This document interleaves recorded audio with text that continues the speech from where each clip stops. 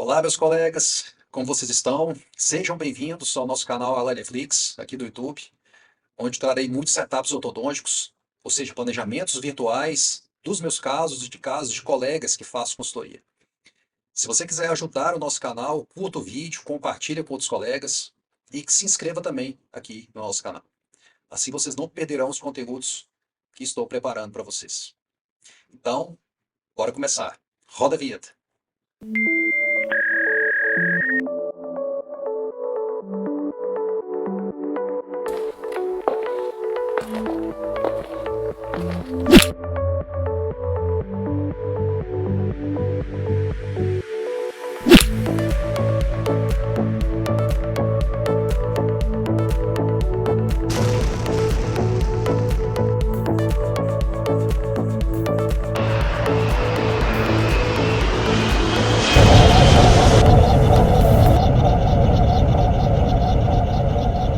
Então vamos começar. Antes de tudo, eu queria falar que meu objetivo aqui não é vender curso, não é fazer lançamento, nem pré-lançamento, nem de curso, nem de plataforma. Meu objetivo aqui é compartilhar, né, os meus casos, meus planejamentos com todos vocês, meu dia a dia, ok? E aprender também com vocês. Então vamos começar com um casinho de uma colega que me trouxe um caso que já está sendo tratado por ela, está nos adicionais, ou seja, esse planejamento é para alinhador adicional.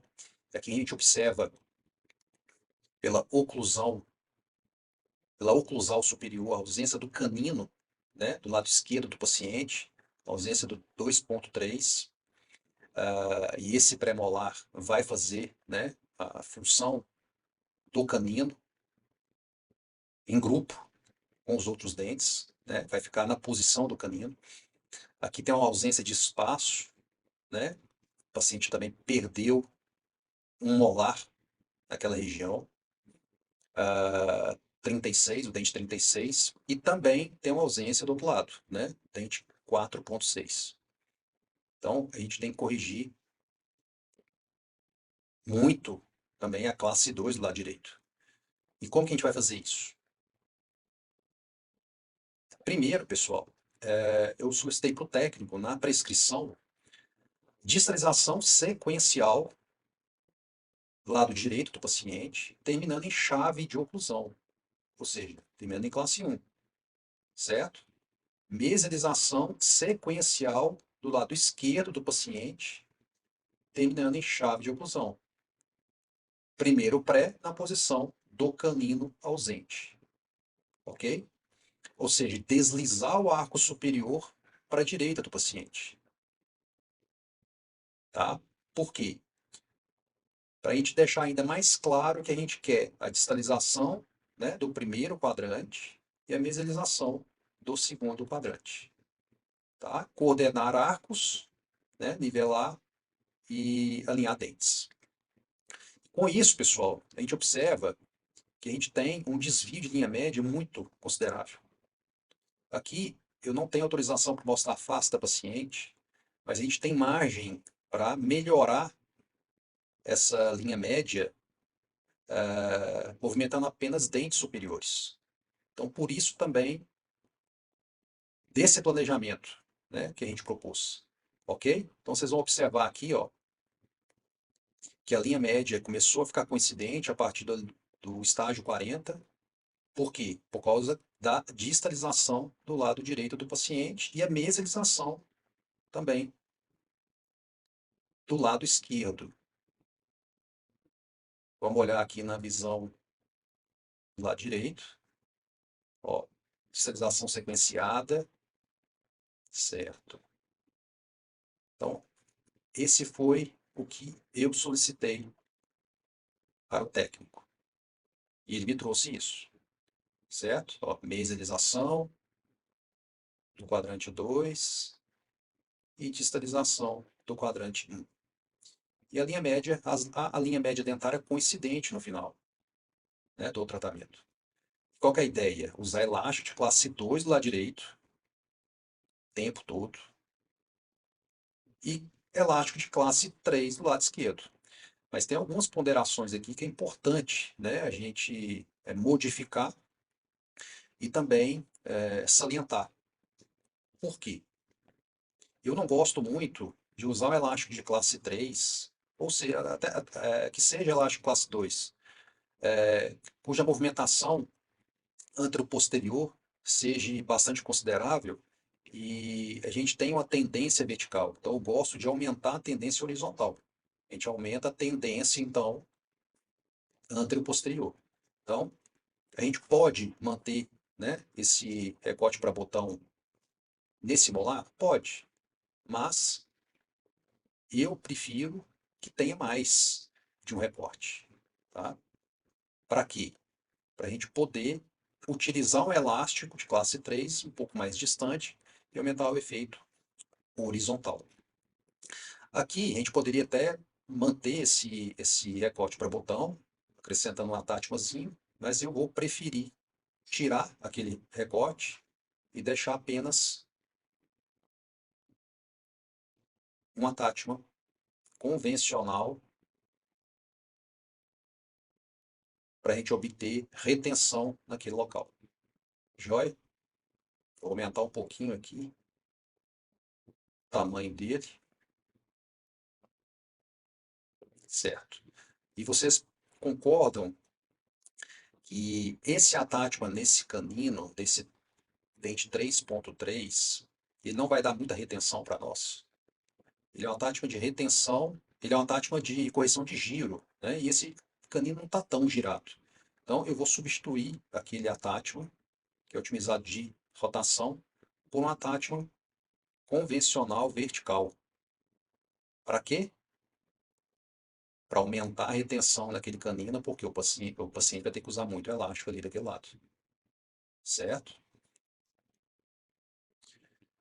Outro fator importante que a gente nota aqui desse lado, né, é o movimento desse terceiro molar, que é um movimento bastante desafiador. Então, a gente está observando que o dente está extruindo e lingualizando. Então, vamos colocar um attachment aqui, senão o alinhador não vai encaixar muito bem naquele dente, muito menos realizar, né, esse movimento que não é fácil. E se a gente colocar um recorte para botão naquele dente, ó, também não é ruim. Por quê? Porque eventualmente ela vai precisar usar um elásticozinho naquele dente ali, um elástico vertical, certo? Então vamos colocar aqui um outro recortezinho no dente inferior. Mas isso aqui, pessoal, eu vou explicar para ela, tá, da necessidade desses dois recortes para ela fazer durante o tratamento. E eu não vou inserir aqui nesse momento, no CleanCheck, esses recortes, porque eu perco muito abraçamento do plástico, do alinhador ao dente. Então, eu explico a mecânica para a colega, né? Se ela enxergar a necessidade de ajudar o alinhador a fazer aquela movimentação, ok? Então, se necessário, ela vai recortar o alinhador nessas posições, correto? E colocar o elástico, então, vertical, um elásticozinho 1/8, ok? Então aqui eu vou tirar, mas lembrando que pode ser que seja necessário sim que ela coloque um elásticozinho ali, vertical. Joia. Então vamos aqui para o lado direito. Desse lado, pessoal, a gente observa que a classe 2, né, bastante considerável. Então a gente tem que fazer a esterilização sequenciada, mas aqui a gente tem uma dificuldade. Qual que é? O elástico que ela vai usar, de classe 2, vai apoiar nesse molar inferior. E esse molar, ele já está um pouco inclinado para mesial. Então vocês concordam que não é favorável a gente apoiar um elástico num dente que a gente tem que verticalizar? Vou até melhorar um pouco essa verticalização aqui, ó. E essa distalização também, ó. Ó. Então, se a gente coloca um botão aqui e o paciente usa um elástico, num dente que eu preciso verticalizar um pouquinho, vai atrapalhar, certo? Então a gente tem que tomar esse tipo de cuidado. E qual que vai ser a sugestão que eu vou passar para nossa colega? Vejam aqui,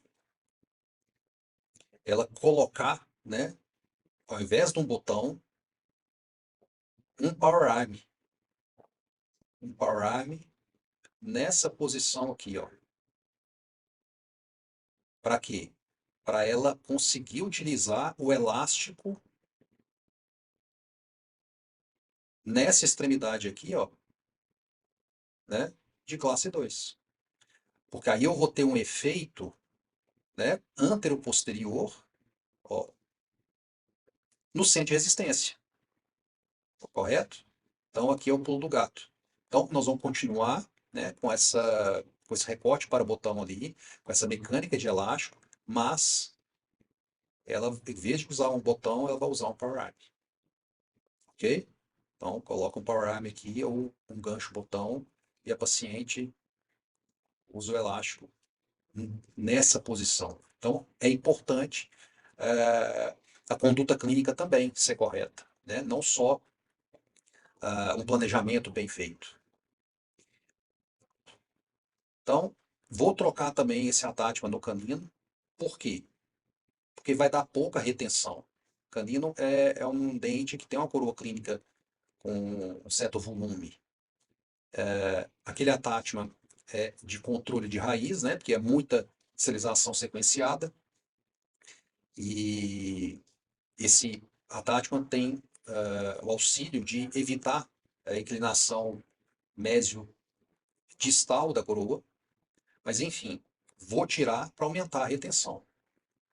Então, às vezes, a gente tem que abrir mão de alguns attachments, né, em prol de uma outra vantagem. Nesse caso aqui, então, é aumentar um pouco a retenção daquele dente. Certo? Por quê? O tracking, né, o acompanhamento, o encaixe do alinhador é tão importante quanto o próprio uso do alinhador. Correto? Então, desse lado esquerdo inferior, a gente também pode melhorar um pouquinho a disposição dos segundos molares, verticalizar eles um pouquinho, mas lembrando que são movimentos mais complexos, e se a gente for verticalizar muito, ela vai ter que fazer ancoragem esquelética, né, junto com o power arm, e ela não está disposta a fazer tantas movimentações complexas nesse caso. Então, vamos evitar fazer também grandes alterações para a gente ter um clean check equilibrado, né? Sem muito também alinhador, para o tratamento em si, nessa fase, não ficar tão longo. E vai acabar sendo necessário pedir depois adicionais, né? Porque a gente tem que caminhar bastante aqui para terminar esse caso ainda. A gente poderia intruir um pouco mais esse dente? Sim, vamos intruir. Intruir 0,2 milímetros. Pode colocar um attachment daquele dente? Pode também. Vamos colocar um attachmentzinho daquele dente. A gente aumentar também a retenção do alinhador ali, num dente que não tem antagonista. Professor, mas e aquele molar inferior? Vai precisar de um attachment? Podemos colocar também, né? Então a gente pode colocar um attachment, se eu conseguir aqui na mesial, ó, para a gente também ter uma retenção naquela região. Eu não posso, pessoal, de ter muito attachment, porque muita retenção é prejudicial. O paciente tem dificuldade em colocar os alinhadores e remover os alinhadores. Então a gente tem que ter um certo equilíbrio. Tá? Mas esses attachments aqui, ó, são attachments com menor retenção, certo? Então não tem grandes problemas. Então, vamos apertar então no Live Update para a gente atualizar essas modificações e ver como que vai vir logo depois. Bom, pessoal, o check já já atualizou. Então, aqui está 87 estágios. Professor, mas é muito estágio. Como é que tem. Será que não tem jeito de diminuir um pouquinho? Não. Por quê? Porque o caso é complexo. Ou seja, o caminho que a gente tem que percorrer, principalmente do lado do arco superior, é um caminho longo. Então, qual que é, às vezes, o desafio? Fazer com que esse paciente seja de fato colaborador para trocar, né? Para a gente conseguir trocar a cada 7 dias. Para a gente resumir, né? Esse tratamento aí em menos meses. Mas não tem jeito da gente fazer milagre. Então, o desafio é justamente a gente conseguir que o paciente seja colaborador e a gente trocar a cada 7 dias.